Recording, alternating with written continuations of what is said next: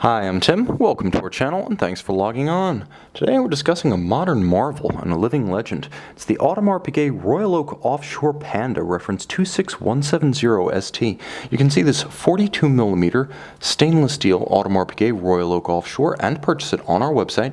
Subscribe to our YouTube channel if you enjoy these videos, and please click on the card in the upper right hand corner of the screen at any time during this video to see our full sales listing for this watch with additional accessories included in the sale, high resolution images for your desktop, and naturally complete pricing details for this Audemars Piguet Royal Oak Offshore Chronograph.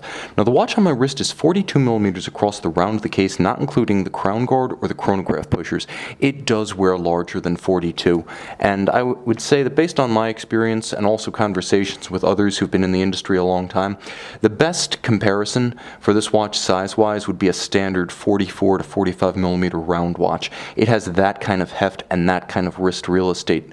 The watch has an immense stance. When I talk about wrist real estate, I mean a lug-to-lug span of 54mm, and that's lug-to-lug. When you include the plots, these two intermediate links that join the strap to the case, you can see just how much rigidity there is as a result of that junction. And so the watch flares out. If you were to measure the base of each plot to the opposite side, it flares out to 58.5mm across the wrist. So we are not talking about a 42 in any conventional sense. The watch is not terribly thick despite a modular automatic winding chronograph. 14.3mm is reasonable, and with a sloped profile to that rounded octagonal bezel, it will slip underneath a sport jacket or a dress cuff. The defining measurement of this watch is across the wrist. On the hornback alligator strap, I would say my wrist, 16 centimeters as you see it here, is the lower limit for wearing this watch with security and style. Put it on a diver style strap and you can take that down to 14.5 or 15 centimeters in circumference. I will say this though, the hornback, which has gained a ton of momentum since we first saw it around 2007, and it's become something approaching the standard issue on the Royal Oak Offshore chronographs, it is well built, incredible in its heft, its thickness, its quality, its durability, the level of detailing, the beautiful semi-gloss finish of the hornback scales on the top, and the supple feel against the skin of the calf skin on the reverse side. The quality of the stitching and the contrast, this is as good as it gets in terms of strap quality. Audemars Piguet has pinched no pennies here, and if the strap is stiff and flares a little bit, it's only because it is so substantial and destined to last, in my opinion, unless you're a abnormal sweater. This is a 5-year strap, and I can't say that of most hide straps. The clasp itself is simple but handsome and guaranteed to offer you security while donning or removing at bedside. Stylized and all in high polish, it features a double opposed AP logo and a simple Audemars Piguet buckle. Now the timepiece is stainless steel, and two elements are expressed, the stainless steel and the rubber bezel gasket. You can see that there's a modular look to the side of the watch, whereas the rubber gasket is a hairline feature of a traditional Royal Oak, and here I'm going to show you a Royal Oak chronograph. You can see it's just a sliver. It's not a dominant styling component. On the offshores, the bezel plays a much more prominent role, visually breaking up the mass of metal and serving as a partition point or a demarcation between the case band and the bezel. Now you'll note that in addition to being very substantial, the strap is held on with screws. That's how it should be done on a heavy and expensive sports watch. No spring bars here. AP does right by its clients. You'll also note that the continuity of the finish is gorgeous.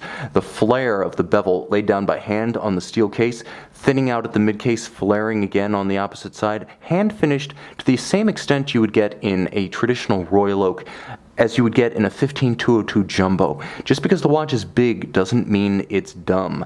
Big and smart. Big, fast, and first class. That's kind of the motto of the Offshore. It's an oversized and outrageous sporting profile without any compromise in high horology pedigree. You'll also note that it features a bezel that is redolent of Gerald Genta's original vision for the watch. Though Emmanuel Guet created the Offshore in 1993, he did draw heavily on Genta's 1972 original, and nowhere is that more evident than in the profiling of the bezel. Beautifully polished on its side, octagonal in profile, with slightly recessed hexagonal bezel bolts. They're actually counter-threaded into screws that go in underneath the case back. There's an exterior case, and there's screws underneath, so they're actually bolts. They're not screws. That's how you can have that perfect alignment between the shape of the aperture and the bolt profile itself. Satin finish on the top, polished bolts. You can see that the watch is defined as much by the bezel as by the dial, because this is the watch nicknamed Panda. Now, of course, that needs no explanation. You have black on silver registers, but what really strikes me here is that the tritone of black, silver, and red that has been used on so many sporting chronographs over decades of time here is somewhat inverted from its classic balance in which you generally see black with silver registers and red accents. Here, the silver base really brings the hobnail texture of the mega tapisserie dial to life, doing more justice to the pattern and the texture of the grid-like hobnail than would a darker dial. Now, you also note that the white on black print of the registers makes them easier to read at a glance, and the white gold applied Arabic numerals with the black variant of Superluminova, this is loomed, don't doubt it, provide a high contrast instant recognition. Now, the watch does feature a tachymeter scale with a metallic circular grain, a satin finish, that runs the circumference of the dial and acts as a handsome and gradual transition from the plane of the bezel down to the plane of the dial. As ever, the date is recessed underneath a Cyclops eye magnifier that is stored internally, so there is no external Cyclops as you'd find on a Rolex. It's actually on the face of the dial. The sunken quality and almost tunnel-like profile of the date due to the fact that this is a modular complication. Now, the screw-down crown and robust case seals endow the watch with 100-meter water resistance. You can see that the pushers for the chronograph have their centers slightly higher than the center line of the stem because the chronograph module is on top of the base caliper. The base caliper bears the date disc, which is why the date looks sunken into the dial. If you see a flush date on a Royal Oak chronograph, an offshore chronograph, I should say, think twice about that purchase. Now, the crown is used to activate the hacking seconds, so you can stop the seconds hand, stop the mechanism synchronized to a reference time, and the quick sets. You can rapidly cycle the date to correct it should it run down or encounter an irregular length month. Underneath the case back, bidirectional automatic winding with 50 to 55 hours of power reserve. It's the Audemars Piguet in-house caliber 3126 with a Dubois de Praz 3840 vertical clutch chronograph module on top. Now, the base caliper is hand finished, beautifully executed, beats away at 21,600 vibrations per hour, and it does feature both bidirectional winding for smoothness. Unidirectional windings tend to be a little bit raw and unrefined, and it features ceramic rotor bearings for efficiency and long-wearing durability.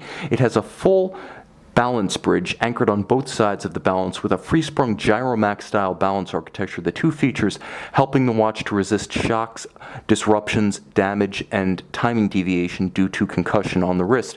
So it's both a beautiful movement and a tough caliber. You can see and you can purchase this robust and versatile Audemars Piguet Royal Oak Offshore Panda in stainless steel on our website. Well, I promised you lume, and it's faint, but it's there.